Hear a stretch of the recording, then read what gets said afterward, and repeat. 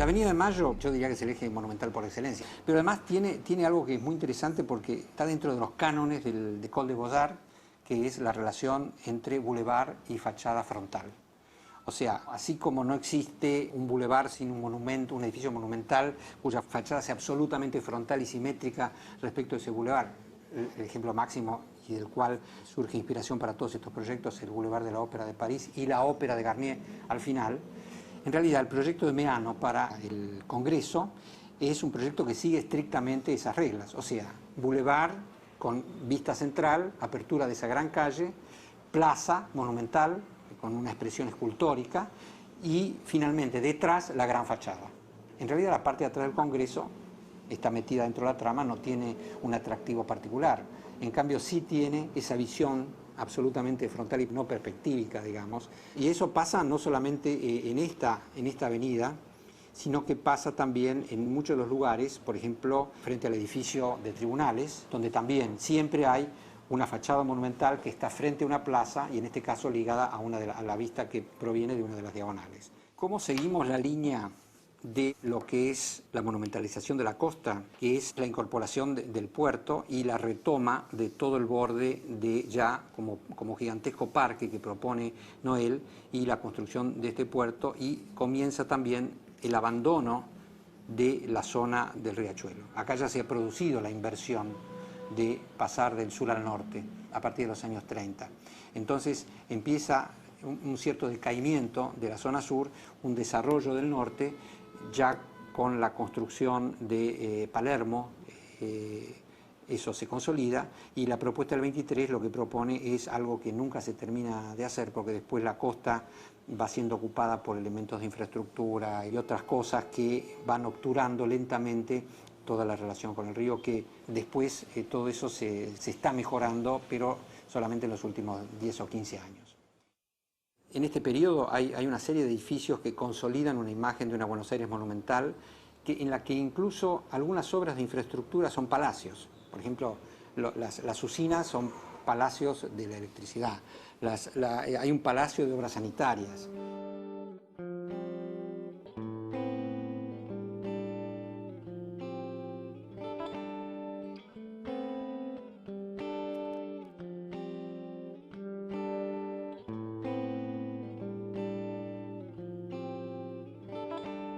Las estaciones ferroviarias solían ser el palacio de las infraestructuras. La transformación de la ciudad en una metrópolis empieza a incorporar estos edificios en una trama más compleja, que es la complejidad del transporte de superficie ferroviario y el crecimiento del movimiento urbano.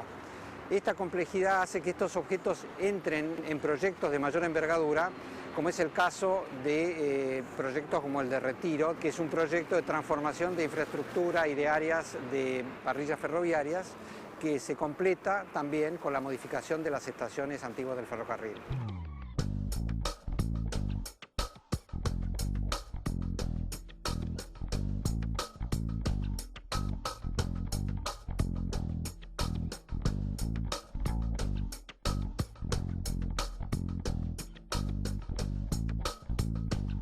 Esta ciudad es la ciudad que se reconoce como Buenos Aires, ciudad europea, digamos.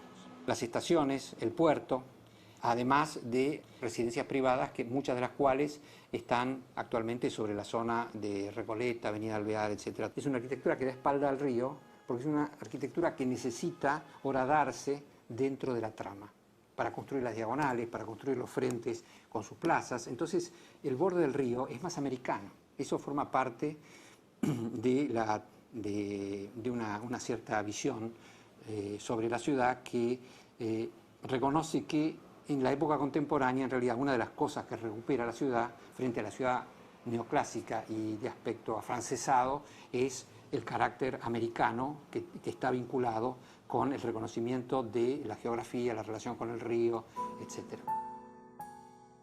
Por de pronto, siempre manteniendo la impronta de la ciudad de Buenos Aires, ya hay una consolidación, incluso yo diría que podemos llamar patológica, de infraestructura sobre la costa. No nos olvidemos que el puerto Madero está prácticamente cerrado.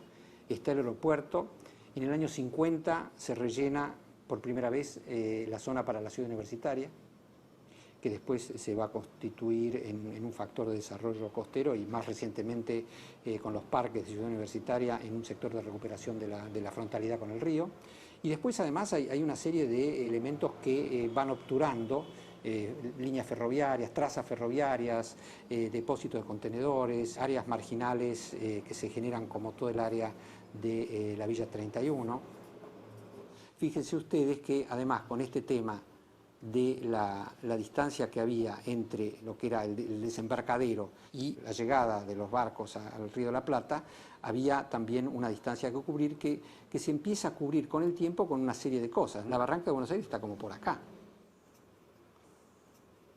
Todo esto son tierras ganadas al río. Esta barranca es interesante verla porque en algunos lugares todavía está visible. En la barranca de Belgrano, en la Plaza Francia, y hay lugares donde está cubierta por calles. Y es muy interesante ver cómo esas calles que suben, la calle Sarmiento, Perón, que se ven todas las subidas desde Alem, todas esas subidas eran la antigua barranca. Ahí tenemos una noción perfectamente clara de hasta dónde llegaba el río. En toda esta costa sigue habiendo un proceso, que es un proceso de consolidación de infraestructuras, algunas, por ejemplo, como Ciudad Universitaria, una infraestructura educativa. En otros casos, como el puerto, una infraestructura de transporte. Y el aeropuerto, que está también allí. O sea, fíjense que hay una franja acá bastante compleja de infraestructura, esparcimiento, que no ha terminado de definirse, pero que definitivamente sigue constituyendo, desde el punto de vista contemporáneo, una monumentalización del borde de la ciudad. Y no es casual que sea con algunos elementos verdes y algunos elementos gigantescos de infraestructura, porque si hay algo que caracteriza la modernidad e incluso el desarrollo metropolitano, es el crecimiento y el desarrollo de las grandes infraestructuras como proceso que va en paralelo a una trama que ahora está consolidada y que solo tiene muy pocos lugares que están libres. La agronomía, este sector en el sur donde se hace el parque indoamericano, el autódromo, etc. Hay una zona que toma todo el área de los hospitales psiquiátricos, que también, incluso también desde cierto punto de vista es una barrera urbanística. Estas son las cosas que en realidad son las que van a dar pie al desarrollo, al nuevo desarrollo de la ciudad. Acá está la isla de Marchi, etcétera, toda una serie de cosas que pasan por ahí. Pero además esto ya no es más así también, porque acá está la avenida General Paz, ya remodelada y ampliada varias veces, y después esto ya es una cosa que empieza a ser así, ¿no? O sea, estos son los famosos dedos que van siguiendo las infraestructuras. Esto sería Retiro, esto es el tren hacia el sur, este es el tren hacia el oeste. Entonces, esto se empieza a consolidar una malla suburbana que es la que hacia el año 2000 empieza a crear la ciudad de más de 10 millones de habitantes, cortado solamente por la General Paz. Esta ciudad tiene una gran dificultad para adaptarse a los conceptos clásicamente modernos, como son los de las cartas de Atenas y los principios modernos de Le Corbusier, o más allá de Le Corbusier, de las teorías sobre la ciudad moderna, que requieren espacios libres, neutros, donde poder posar los edificios. Entonces, Buenos Aires no tiene eso, y tiene otros problemas.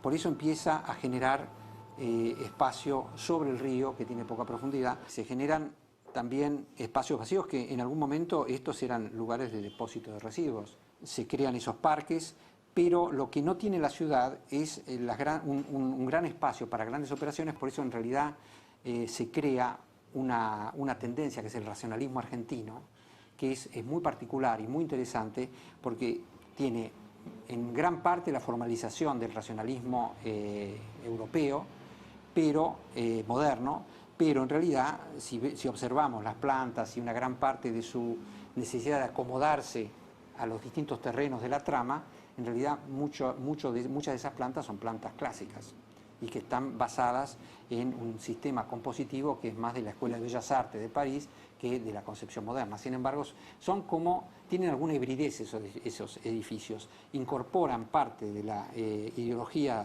modernista, pero en realidad a lo mejor uno ve que en el tratamiento interior, en la sucesión de espacios interiores, en una serie de factores internos del edificio y en la acomodación entre medianeras en muchos casos de estos edificios, hay que hacer una serie de concesiones a una trama preexistente a la cual los principios del modernismo se oponían férreamente.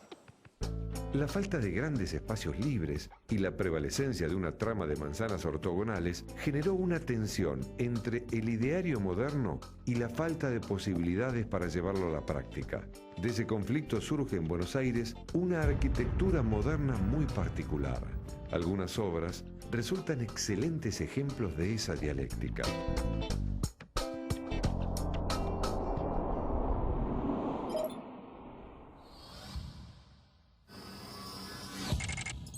El Cavanagh es uno de los exponentes más interesantes del racionalismo argentino. Representa básicamente dos aspectos de la evolución de la ciudad. Por un lado, el crecimiento de la densidad que comienza primariamente en la década del 30 y por otro lado, todavía el carácter híbrido de una tipología edilicia como es el rascacielos, porque en realidad es un edificio que tiene un aspecto moderno, pero tiene la estructura compositiva en sus plantas y en sus simetrías de un edificio neoclásico. Esta hibridez es justamente la que le da este carácter de racionalismo primario y original de Buenos Aires.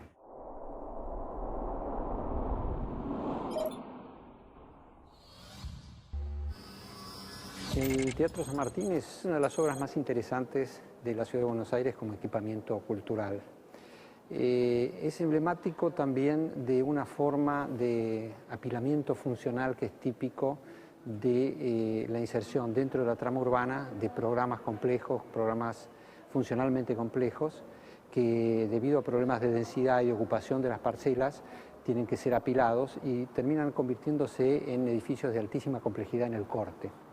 Es interesante relacionar esto también quizá con otras experiencias muy posteriores, como la de Rem Koolhaas, que muestra en su libro Delirios New York un corte de un rascacielos americano dedicado a club que también tiene el carácter multifuncional y lo muestra como también un edificio emblemático del manhattanismo, que es una tendencia hacia la alta densidad en una ciudad como Nueva York.